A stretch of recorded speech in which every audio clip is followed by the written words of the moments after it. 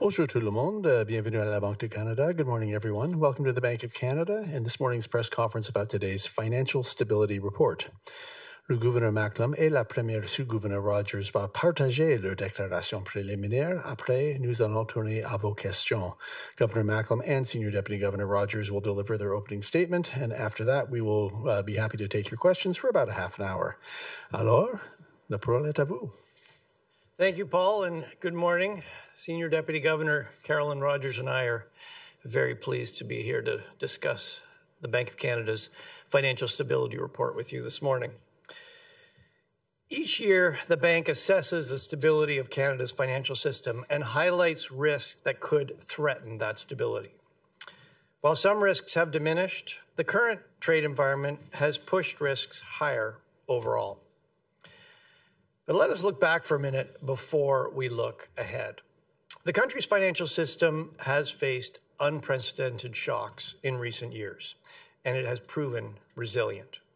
Households, businesses, banks, and other financial institutions weathered the upheaval of the pandemic and the sharp rise in inflation and interest rates that followed.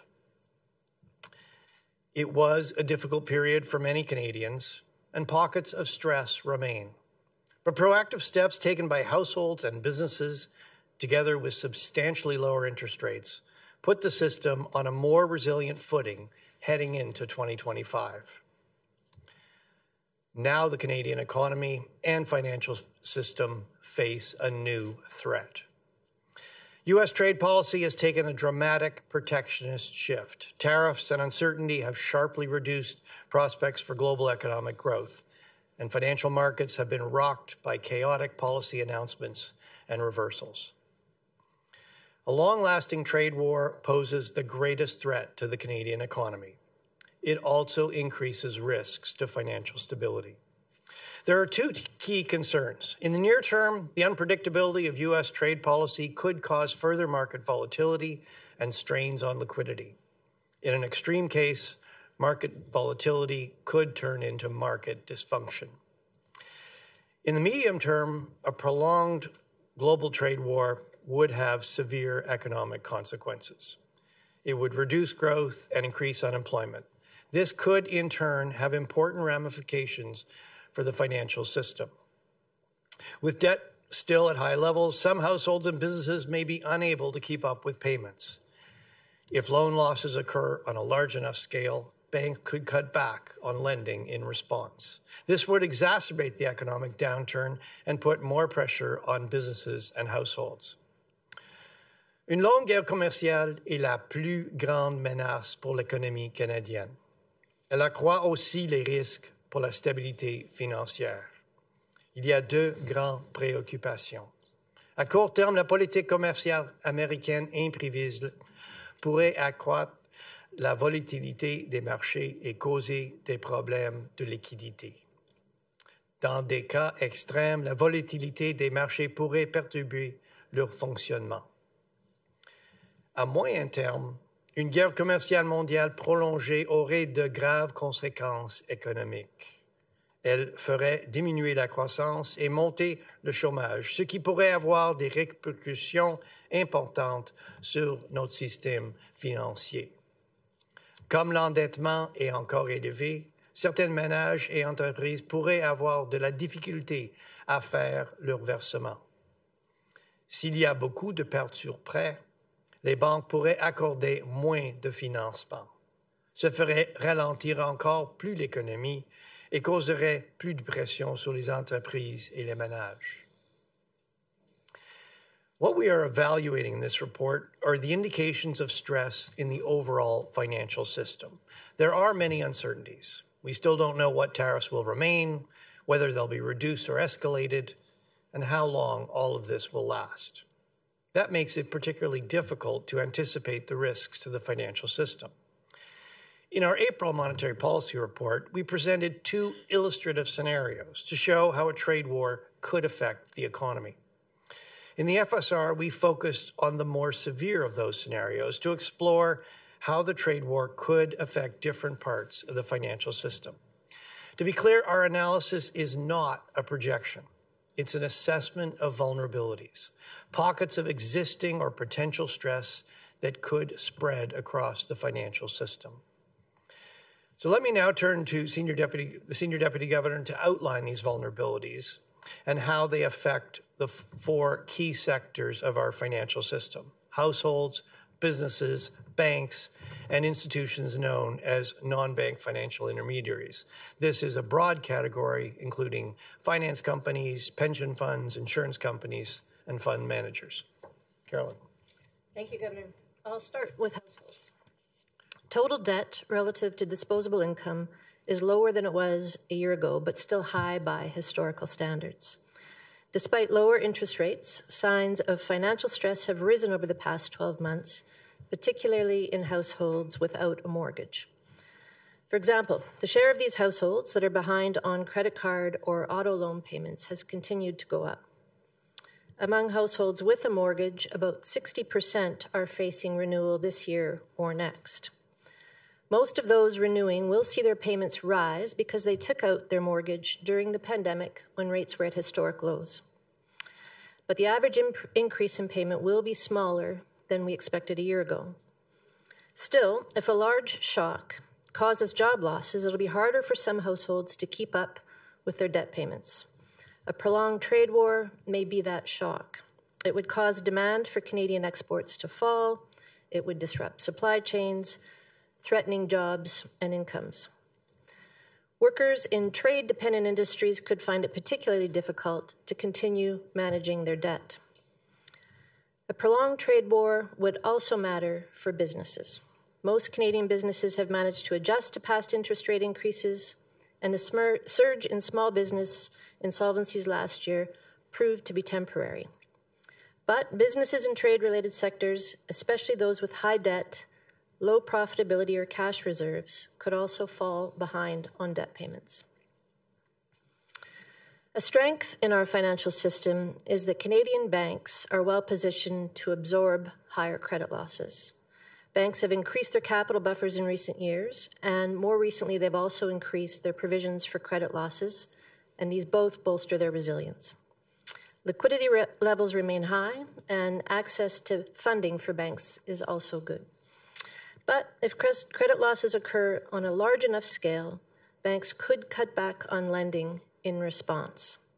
Struggling households and businesses would then have less access to credit to get through tough times.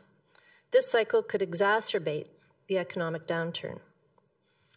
In the non-bank financial sector, the growing presence of hedge funds in the market for Government of Canada bonds raises some concerns. Government bond markets are the foundation of the financial system, and they need to function smoothly for all other markets to work well. The increased activity by hedge funds has helped absorb increased issuance of government debt, keeping yields lower and liquidity higher. But hedge funds have also taken on increasingly large amounts of leverage to fund their purchase of government bonds. And this makes them more likely to pull back from these crucial markets in periods of stress, introducing added volatility. The recent gyrations in the U.S. Treasury market clearly illustrated this risk. If the trade war causes a larger spike in volatility than we've seen so far, leveraged hedge funds might rush to sell their holdings. That could strain liquidity across core markets, increasing stress throughout the financial system.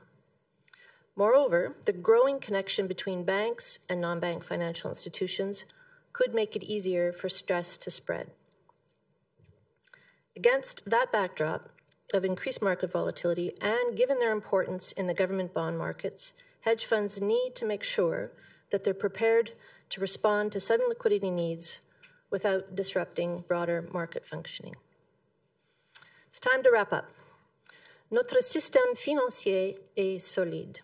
Malgré les dettes élevées et la pandémie, les Canadiens ont surmonté la hausse rapide des taux. C'était un test majeur. Le système a montré qu'il est une source de stabilité, mais on doit rester attentif. Il reste des faiblesses et un autre test s'annonce. The Canadian system is resilient. Despite high indebtedness and the economic turbulence of the pandemic, households, businesses, and banks weathered a rapid increase in interest rates. That was a big test, and the system proved to be a source of stability. But we must all remain vigilant. Vulnerabilities remain, and there is another test on the horizon.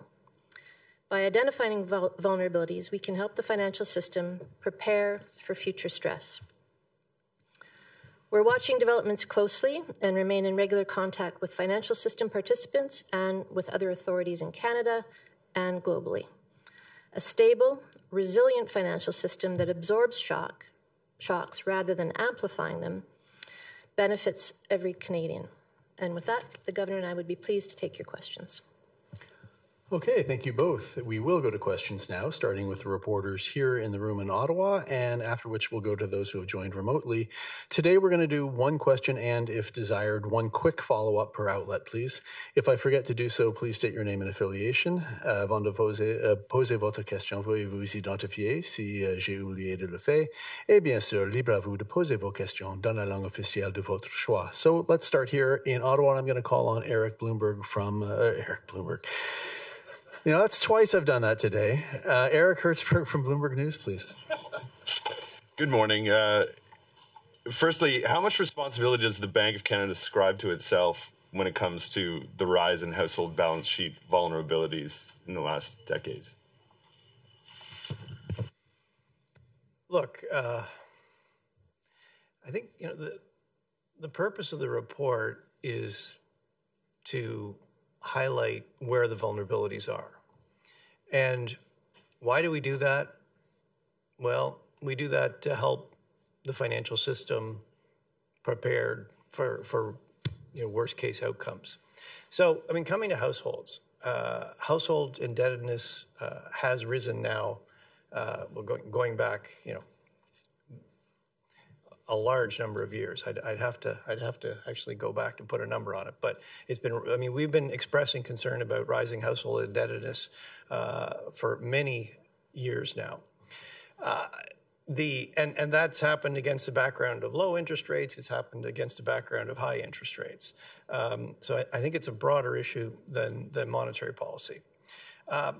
What we saw last year, actually, is the combination of a strong income growth and also lower interest rates. You actually saw households' debt relative to income start to move down. I think the ratio went from the high 70s to the low 170s, not 70s, sorry, the high 170s to the low 170s. So it was moving in the right direction, and when you combine that with lower interest rates, our assessment is that for most households, that is making servicing their debt more manageable. The big message in this report is we now face a new threat. The trade war poses new risks. So even if things were moving in the right direction, it's a really good time to get prepared for possible turbulence ahead. And just to follow up on the new threat, how do you view the U.S. president's threats and pressure on Powell and the Fed from a financial stability perspective? Is this a risk? Well, look, the independence of the central bank is sacrosanct. I mean, it is a key element of central banks around the world. There's a reason you have independent central banks, and the record of independent central banks with clear mandates, in our case, an inflation target, has served Canadians very well, and similarly in other countries. So I don't think you want to threaten the independence of the central bank. Okay, we're going to go to Greg Quinn from Market News now, please. Good morning. Not sure who wants to answer this one. The report had a discussion around hedge funds and their increasing activities in Canada's government debt markets. I just wondered about the supply of government debt. We've had large deficits through the pandemic. I mean, isn't that policy a reason why hedge funds may be coming into Canada? Maybe, in other words, haven't we kind of invited some of these concerns? Well, this is actually a pretty global phenomenon. In fact, when I was in Washington a couple of weeks ago around the IMF meetings, it was an opportunity to compare notes with other countries. And you're seeing this actually globally. More generally, non-bank financial institutions have been growing more rapidly than the banking sector for, a good decade now. And part of that is the growth of hedge funds. And there are some benefits. Hedge funds are a new investor class for government bonds. And in Canada, as you mentioned, like everywhere else, government debt levels have been higher. Hedge funds are, they're new. They're buying bonds. They're adding liquidity to the market. So the issue really is that hedge funds tend to buy government bonds using a lot of leverage. And when you're a leveraged investor, if you see a rapid change in market conditions, you may need to exit your positions. You may need to pull back. And so, while the entry of hedge funds is bringing some benefits, it's also posing some new risks. And we highlighted this actually in the last FSR. We're highlighting it again today. And really the message to the hedge fund community is, we're in a more turbulent period. Make sure you manage your liquidity, make sure you're risk managing your positions so that you can handle higher turbulence. Senior Deputy Rogers, you became famous in the political class for a break the glass moment on Canadian productivity. We now have an existential threat to our economy from the U.S., yet I still see premiers talking about bilateral free trade deals, whether they can even move wine from British Columbia to Alberta. It doesn't seem like, based on that, I could say it doesn't seem like we're really meeting the risk. Is the glass broken? Would it not be better if provinces could trade in the same terms internally as we're asking the United States to trade with us? It would, and I think the conversation has started. We need that conversation to turn into policy decisions. That takes time, though. Interprovincial trade was only one of the things we talked about when we talked about productivity. So it's good to see some movement on that. We're also hearing calls for more business investment, more training, better use of AI, all of those things. So I think the conversation has shifted. We do need to see that to continue. We need the momentum to continue, to see some policy changes, but I'm optimistic. All right, next up, I'm going to go to Jordan Gowling from the Financial Post, please. Good morning. Governor, you highlighted in your opening remarks that Canada's financial system has weathered unprecedented shocks in recent years. You talked about the pandemic, the inflation crisis. Are you confident it can weather this tariff shock in the same way as it did with previous shocks? Well, we both might want to take this question. I'll just say a couple words coming into it. The bank's capital cushions are higher. They've got pretty high levels of what we call SETI 1 capital, which is sort of the best loss-bearing capital.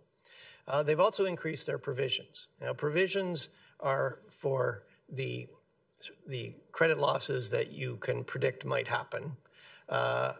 Then for the things you really can't anticipate, you've got capital. And both of those things are at very solid, good levels. So, yes, we are confident that the banking sector is well positioned to withstand a severe shock, and you see that. For example, the stress test that we report that the IMF did with us as part of the FSAP, the Financial Sector Assessment Program, the IMF runs every 4 years with their members. You can see it. I mean, it's a very severe scenario. It has a big impact on banks.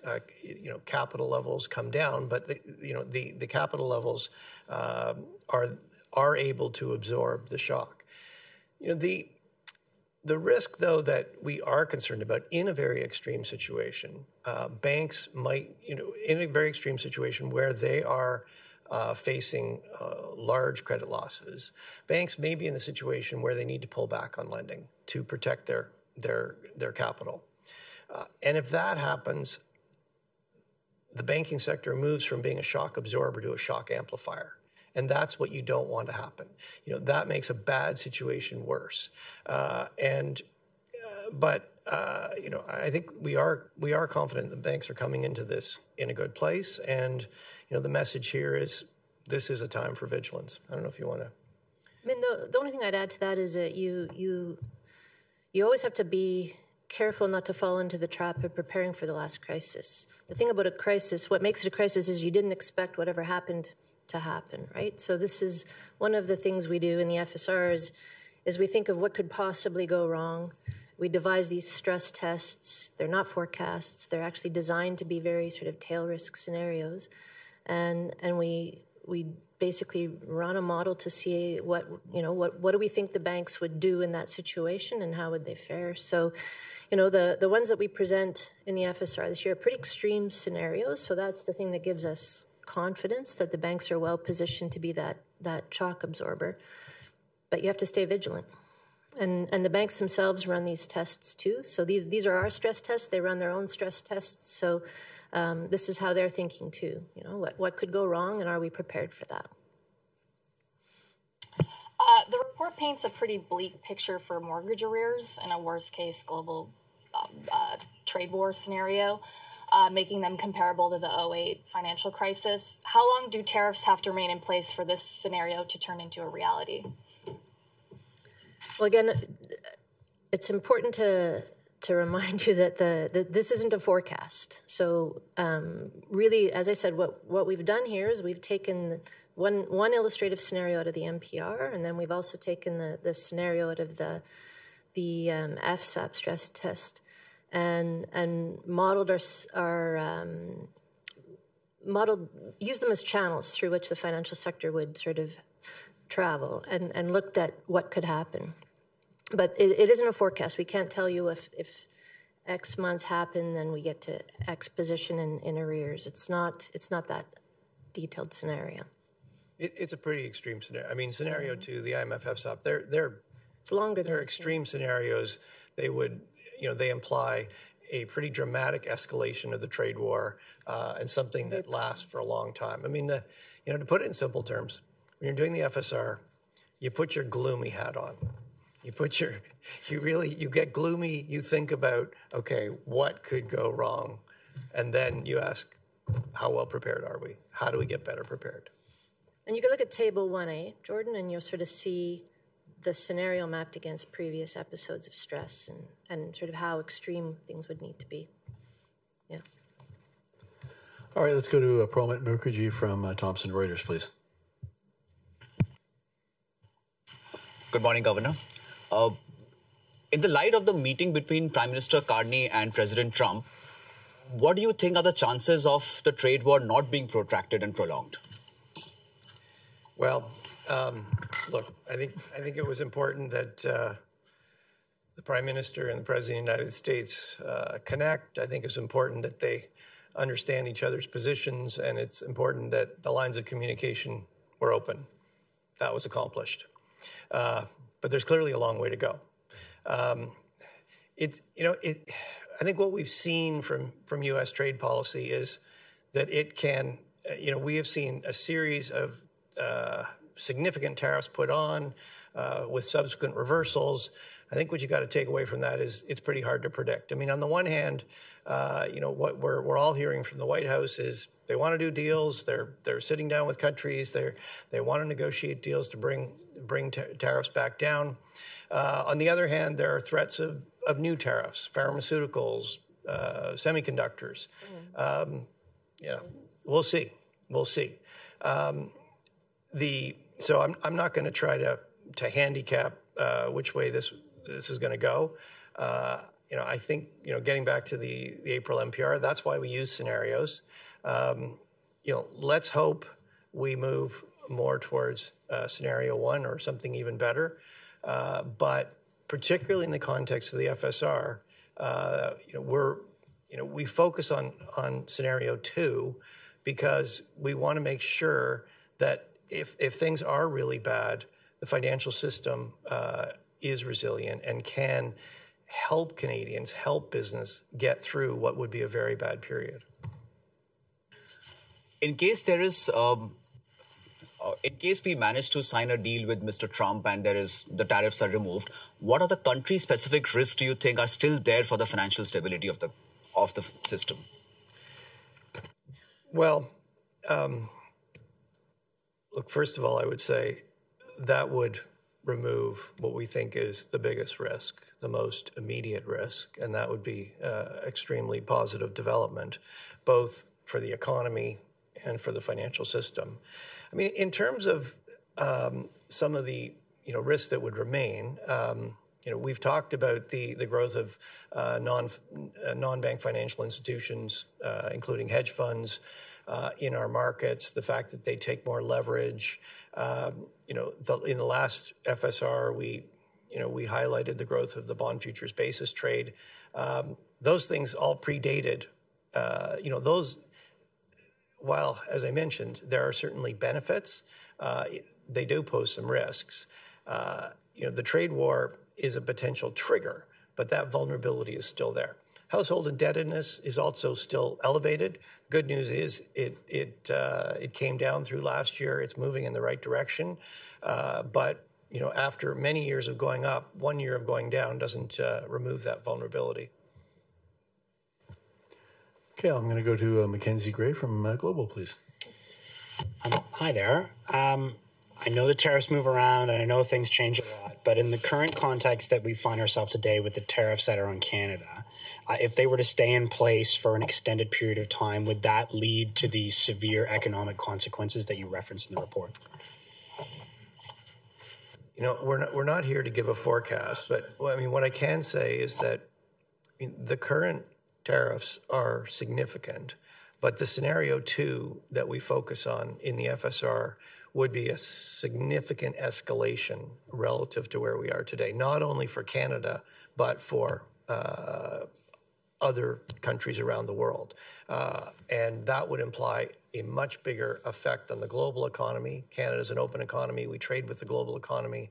If the global economy slows sharply, that will spill back into Canada. And they're also more serious for Canada. So scenario 2, the current situation is problematic really for 2 reasons. 1, the tariffs themselves. 2, the uncertainty. Where are we going from here? And it's very hard for businesses to plan their investment decisions, their hiring decisions, if they don't know the path forward. So it is already having a material effect on the economy, but scenario 2 would be a lot worse than where we are now. You just mentioned it there, that the uncertainty and even the specter of tariffs hanging over the Canadian economy impacted investment. If the tariffs ended tomorrow, would there be significant scarring in the Canadian economy that would last going forward? And on that point as well, in the report you mentioned prolonged trade war going forward. Can you just put a timeline on what you estimate prolonged would need to be for these impacts to happen? Well, look, on the second one, these are illustrative scenarios. Prolonged means, it's not a year, it's not, it's at least a few years. So I'm not going to put a precise number on it, but it's several years. With respect to your first question, if the tariffs are removed, sorry. Previous answer, just how much, if the tariffs ended tomorrow. Oh, how much scarring will there be? The scarring. That's a very good question. I expect there will be some permanent impacts. It does feel like trust has been broken to a certain degree. And, to be frank, there's some things Canada should have been doing anyways. We should have been developing broader markets than the U.S. We should have been strengthening our internal connectivity, internal trade, internal transportation. So I do think there will be some permanent effects because I think, to some degree, trust has been broken to some degree, and we're not going to get that all back right away. Finally in the room, Paul Vieira from Wall Street Journal. Better take that. Good morning. outside of moral suasion, what tools are available to persuade hedge funds to heed your message on liquidity? I mean, one of the primary tools is the report itself and bringing some transparency to the risks that we see. We talk to hedge funds and other asset managers on a frequent basis. This isn't the only time we're talking to them about their risk strategies and stuff. So, I mean, one of the benefits of the financial stability report is we help other sectors of the financial sector understand where the vulnerabilities are as we see them and what the contingency planning is. Because what you don't want to have happen is whatever risk strategy one sector has to manage volatility depends on another sector doing something or not doing something, and it turns out we're all storming for the doors at the same time. We're all looking for liquidity at the same time. So just bringing the transparency to the vulnerabilities, helping each sector understand what the other sector is doing and what their risk strategies are, is a tool in and of itself. We're not a regulatory body. We work closely with other regulatory bodies across both domestically and internationally. But it's not necessarily our role to bring regulation, and quite honestly, not every problem requires regulation to fix it. Sometimes the transparency is enough. Okay, all good there. That's it for Ottawa. We're going to go to the reporters who have joined remotely. I'll just remind you folks on the line, please come off mute only to ask a question, then go back on mute as soon as you finish. That way everyone can hear the response. And I'm going to start with Ian Bickus from Canadian Press. Please go ahead, Ian. Thanks for squeezing my questions. We did just have an election in Canada, and I know you don't want to weigh on what the government should do, but can you say kind of what areas of policy or government action you'll be most closely watching that might affect financial stability going forward? Well, it's a pretty wide open question. I mean, the regulation, so the oversight of the financial system, or at least the banking system, the federally regulated banks, is provided by the Office of the Superintendent of Financial Institutions. We've got the CDIC, the Deposit Insurance Corporation, which protects depositors. You've got FCAC, the consumer agency that protects consumers. The banks, and then you've got the finance department, the government, that creates the legislative framework that everybody operates in. So we do work together. The bank's role is very much assessing the vulnerabilities and using our expertise from a kind of a macro financial perspective. We're not focused on individual entities the way the Office of the Superintendent of Financial Institutions would be. We're really looking at the system as a whole, the interactions, and how one vulnerability could spill over to others. So, this new government is just getting formed. The cabinet hasn't even been named. Let's see what their priorities are for the financial system. Maybe one thing I'll maybe elaborate on a bit. The bank does have quite a new mandate to regulate the payment space. And one thing we are hearing in the U.S. right now is a desire to increase the role that cryptocurrencies play in the financial sector. So right now, both in the U.S. and in Canada, cryptocurrencies are largely, they're regulated as a security. They're really used to sort of speculate. If cryptocurrencies become a form of payment, then consumers will need to rely on them, on their value remaining stable. So there's lots of discussion about stable coins becoming a more common payment form. If that happens, certainly we would have we would need to introduce new legislation in Canada to ensure that we have the proper protections in place to use cryptocurrencies as a form of payment or stable coins as a form of payment.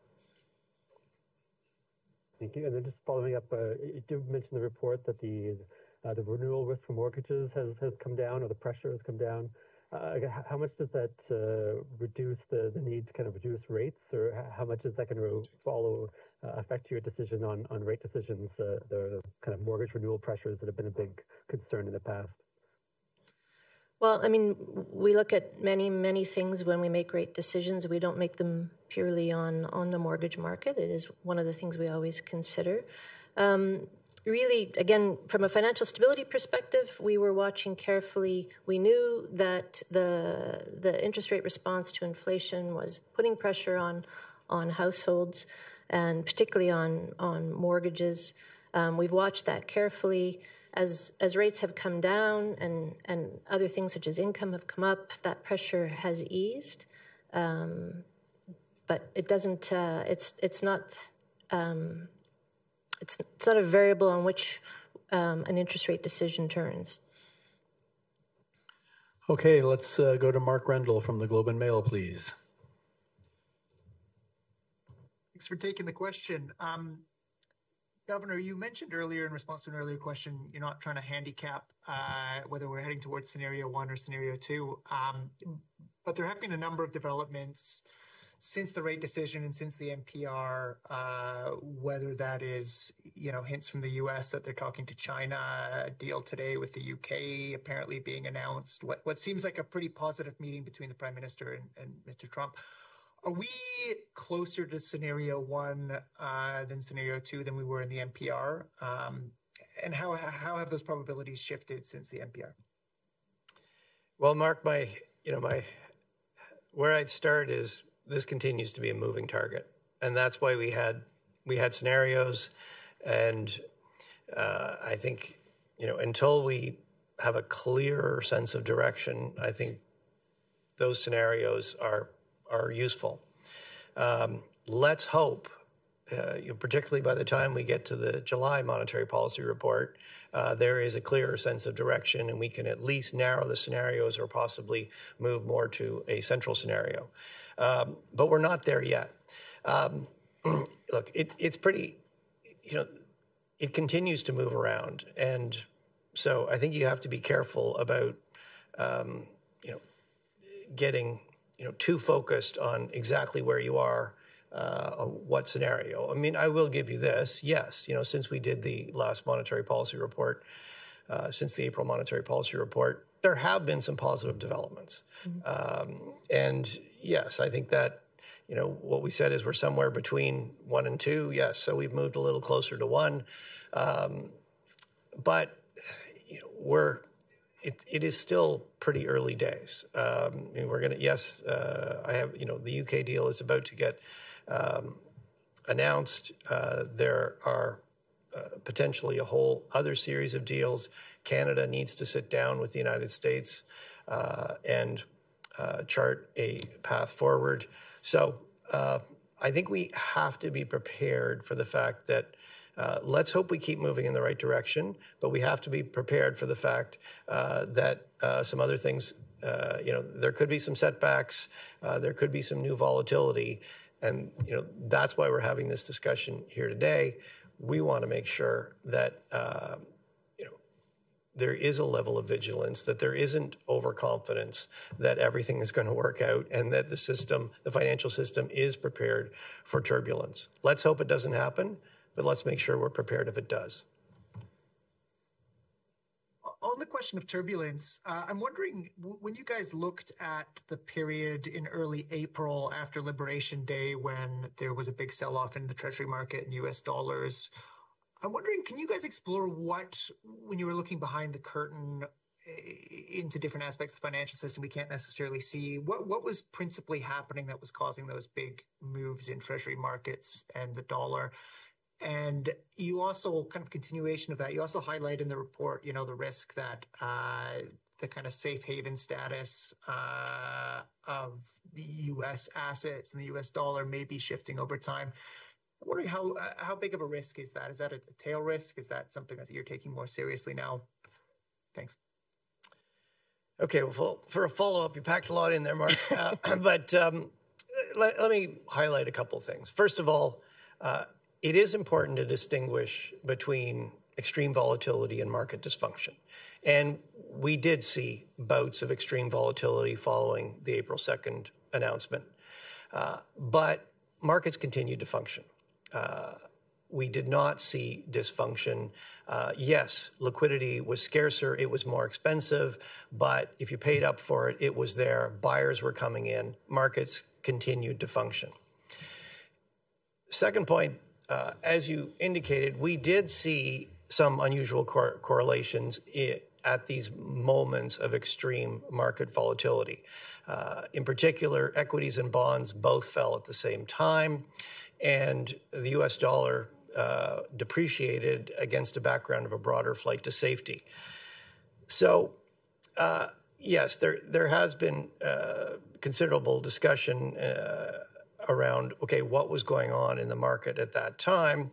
And, there is a certain, particularly in the private finance part of the market, there is some degree of opacity. So it's hard to be definitive. And in fact, this has been one of the priorities the FSB, the Financial Stability Board, has globally, is to try to get more transparency into private finance. But certainly what it looks like is that hedge funds, which, as I mentioned, have been taking a bigger presence in U.S. Treasury market as well as Government of Canada market, they are leveraged, and it does appear that they were exiting some positions, getting cash. So that created additional selling at that point, and that put downward pressure on prices. So that did create a period of unusual correlations. Since then, market volatility has gone down. The correlations are back to more normal types of correlations.